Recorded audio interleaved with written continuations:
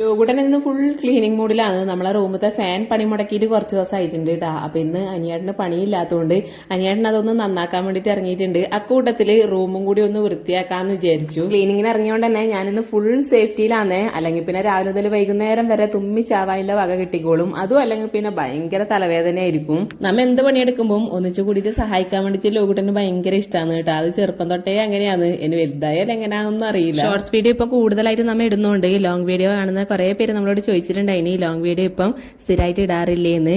ഒന്നിടവിടിച്ച് long വീഡിയോയും daily shorts വീഡിയോയും ഇടാറുണ്ട് കേട്ടാ.